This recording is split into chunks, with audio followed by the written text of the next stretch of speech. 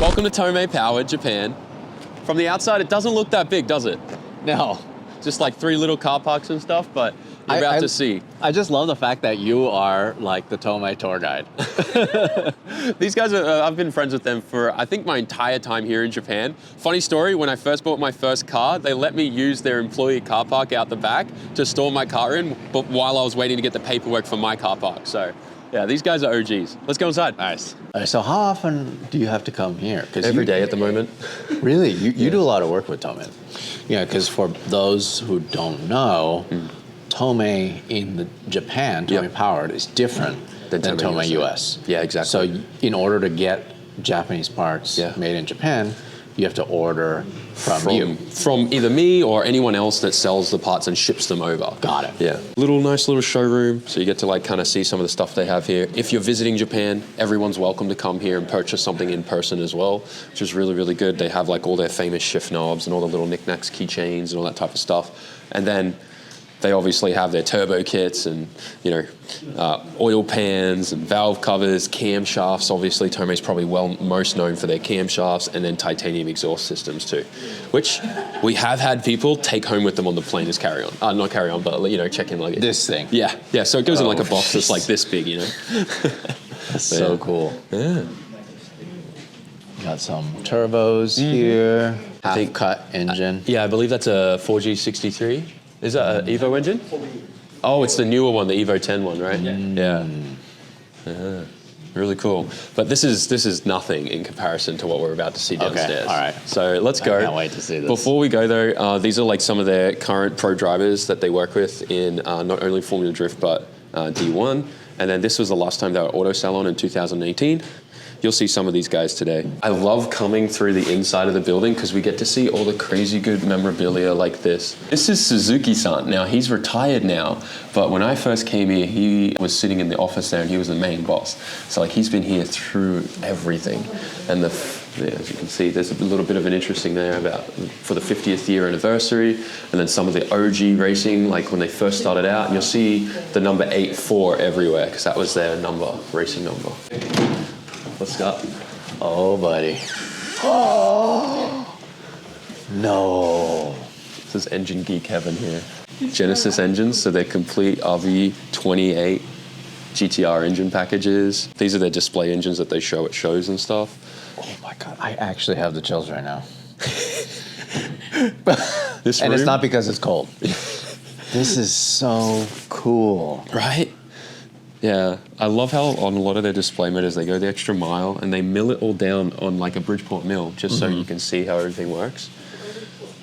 Yeah, so this is the Subaru engine package. This is an RB25 they're working on building. You can see even over there's even more engines. Got another RB26, another Subaru. This is a 35 GTR engine here. So this is where they do the complete engines? This is more of the R&D room, right? Like where they're doing a lot more of like, the testing, experimenting, developing new parts. You'll actually see here, this is their engine dyno section too. So these 2 rooms here for engine dynoing, and we'll go in there in a second, you'll see an engine setup. So they're doing everything here, the testing, development, and they do some assembly here. But yeah, there's so much everywhere you look here, things that they've tested with in the past, old products, new products. So you see like this one, they're developing an oil pan.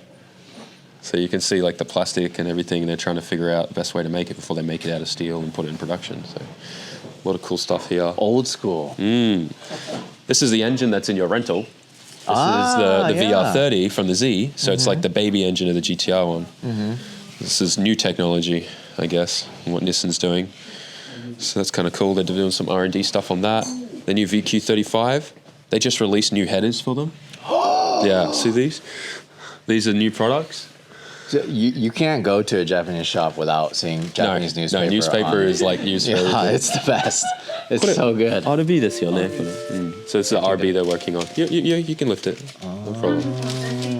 Everything's been cleaned, prepped and ready. このブロック新しいですか? It's crazy that it's really cool to me that they're still developing stuff for the DE. Yeah.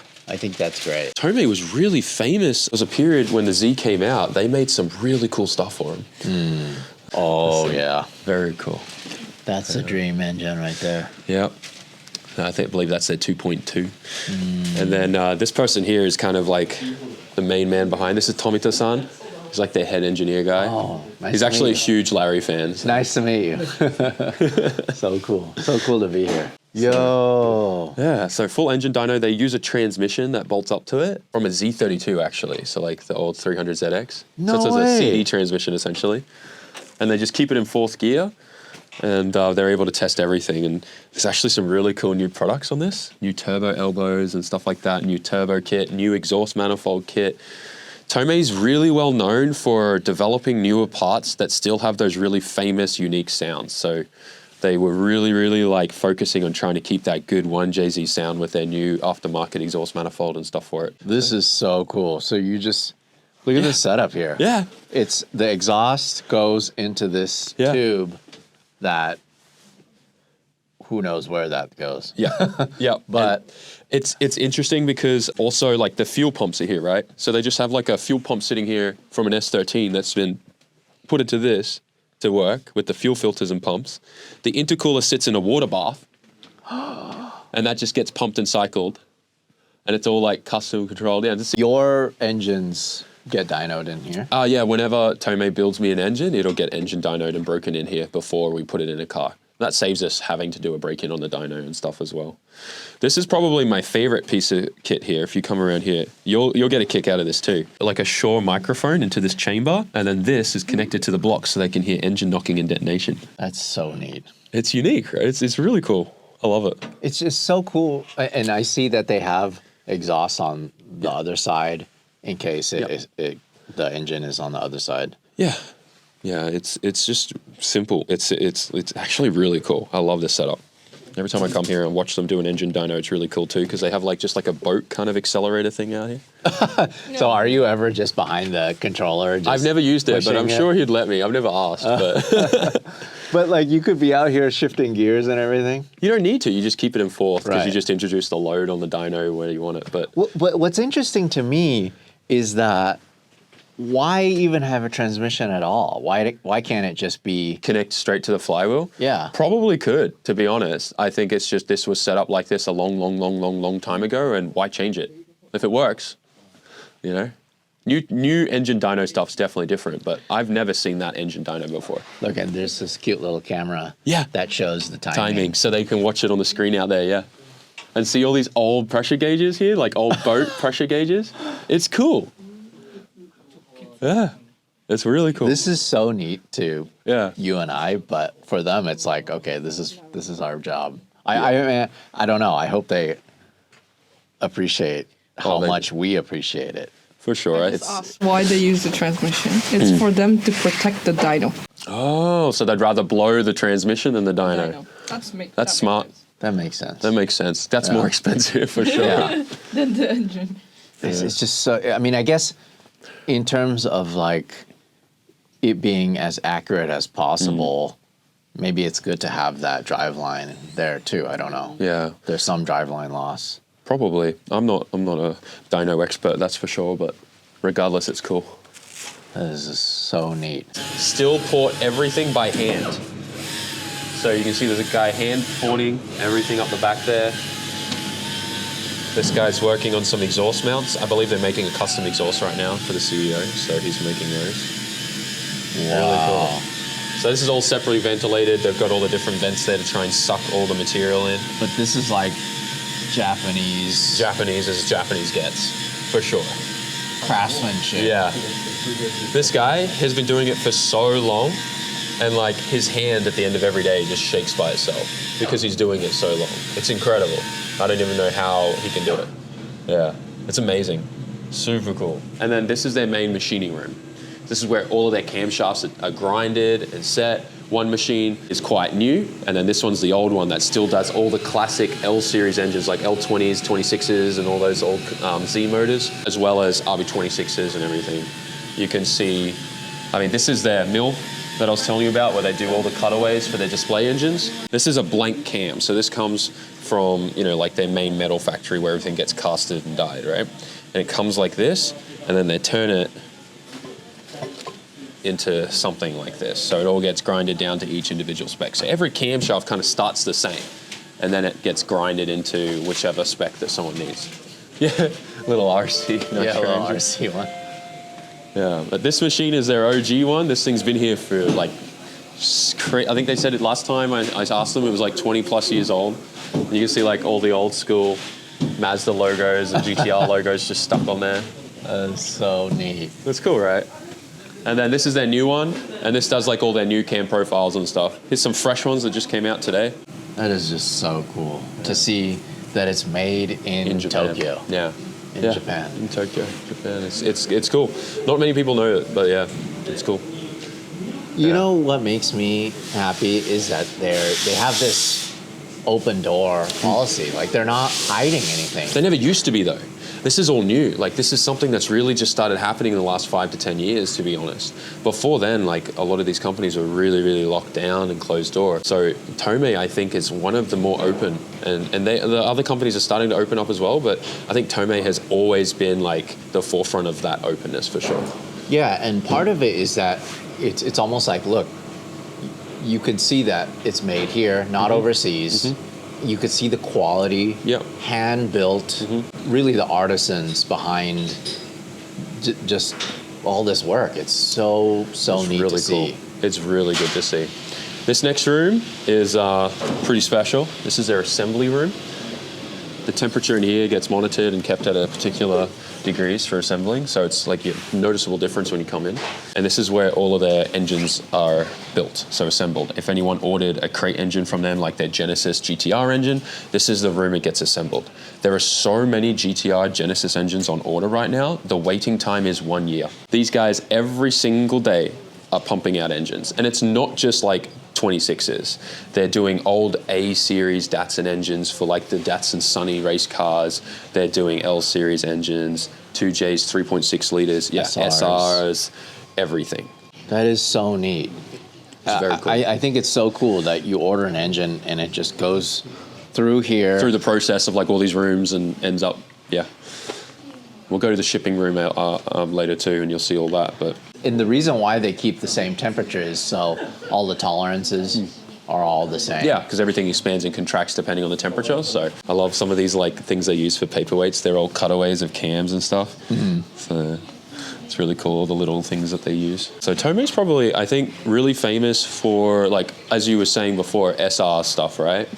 And they developed the solid lifter kits for them that, helped resolve a lot of the issues with the rockers falling off and stuff like that. There's a lot here. Like if you're a geek and you geek out over engine stuff, like every corner you look, there's something cool.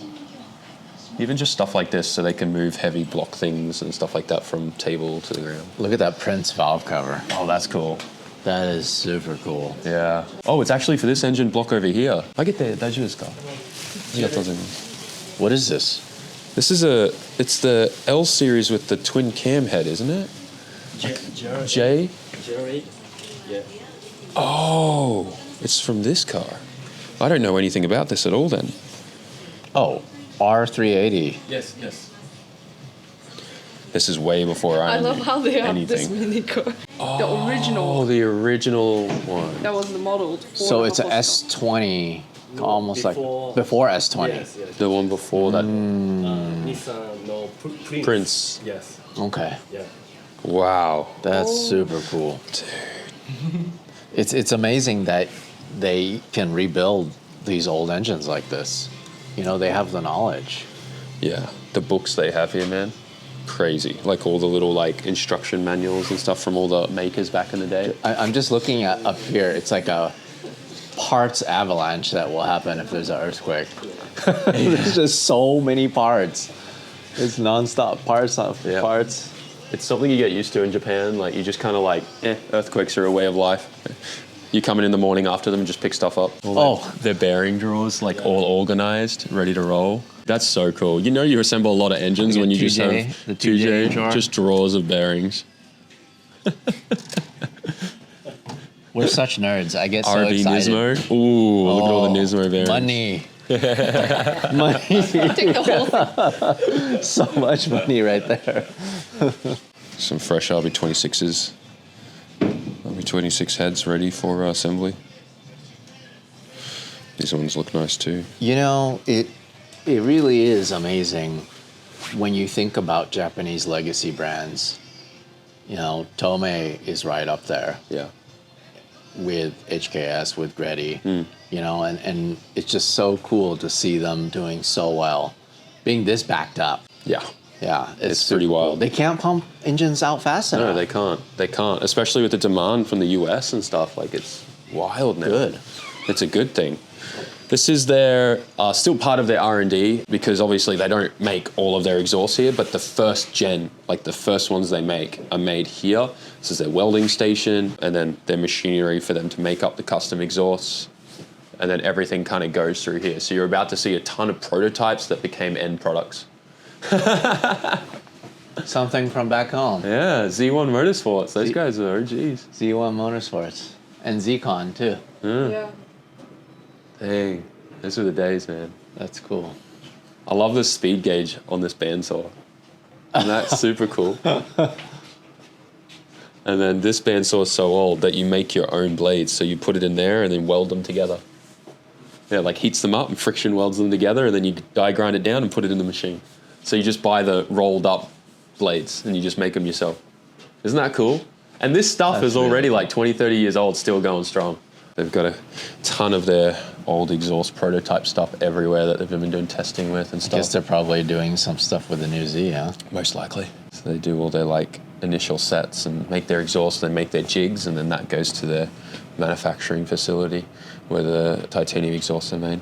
I couldn't imagine, you know, how many exhausts they make Oh, yeah. that they ship all over the world. And it's not just like a full exhaust kit. They're making like, you know, the test pipes, the headers, you know, the mid pipes, and they're all separate products that can be purchased too. So they're always working on different cars. I think they're working on a Land Cruiser outside too, which is kind of cool. This is That's really cool. Rodex の Ah, that's Kazama-san. Kazama Yasuyuki Kazama desu User ne. car.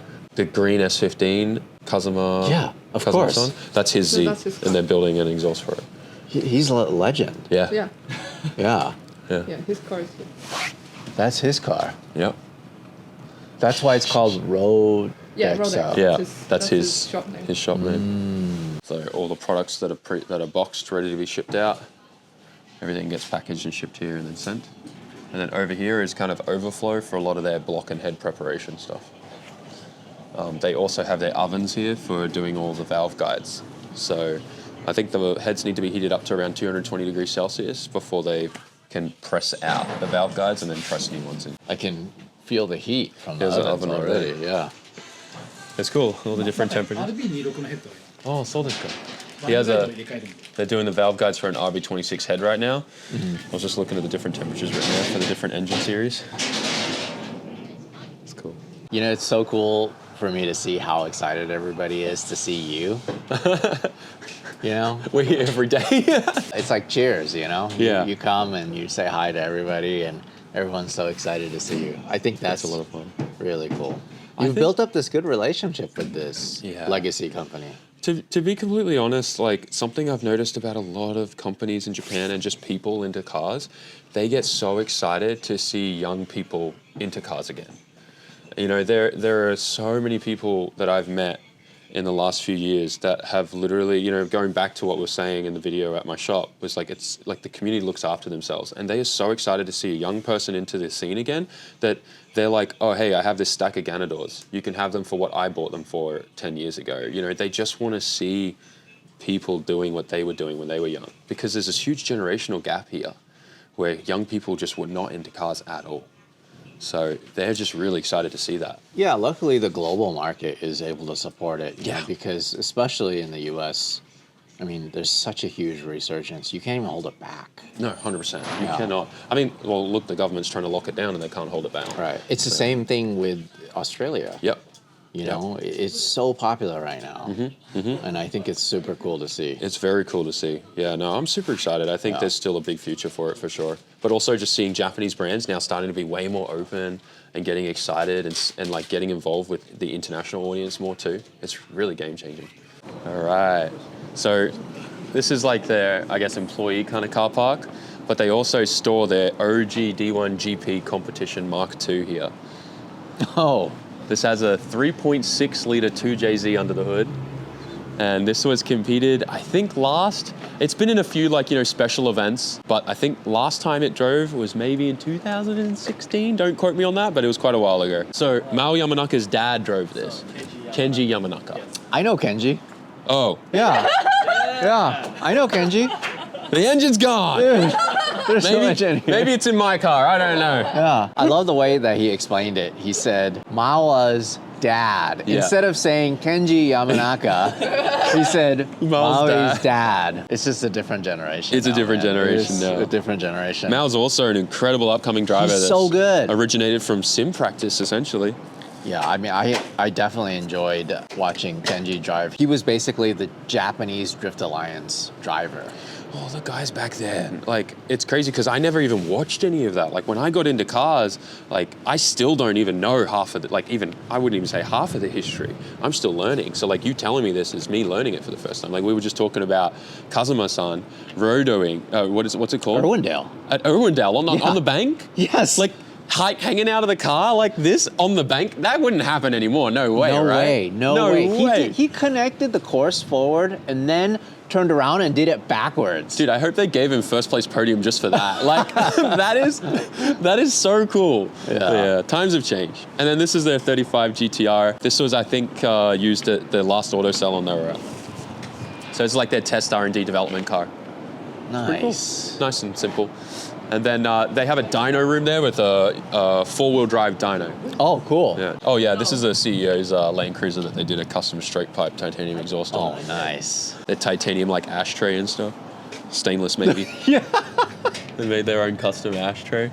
Isn't that cool? That's so cool. Yeah. Coming from somebody who's such a visual person, there's something about the light here and just the way things photograph. I don't know what it is. It just looks so It's the land of the rising sun. Yeah, it is. It really is. It's been so working on my dad special. jokes.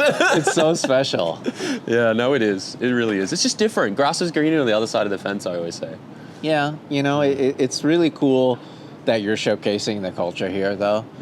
Because while I love coming here and traveling here and telling stories, you're based out of here. Yeah. You're showcasing what's available here. I think that's really cool, and I appreciate that. No, happy to, man. I'm happy to share because like these guys have literally just opened their arms and treated me like family. So it's the least I can do in return, right? Yeah, no, I love it. Love it. Super cool. I love this place. Yeah. Oh, Well. nice. Yeah. Tomei goodies. Yeah. Lava key. I love it. Chain. Keychain. Yes. Yeah. Thank you. Oh, lava key chain. Another 80s. keychain. I love that. Yeah. Oh. Sunglass creep. Oh, okay. Yeah. Oh, so you cool. can flip it on your Yeah, sunglasses you- or in the car, yeah. Yeah. Creep. Yes. Nice. Oh, air freshener. I'm getting all swagged out. I love it. Secrets lava coaster. Oh, Yeah. thank you. Thank you. Oh, JDM stickers. Nice. I love it. I Yeah, love it. finish. I love it. Thank you. Yeah. Thank you so much. Thank you. Thank you.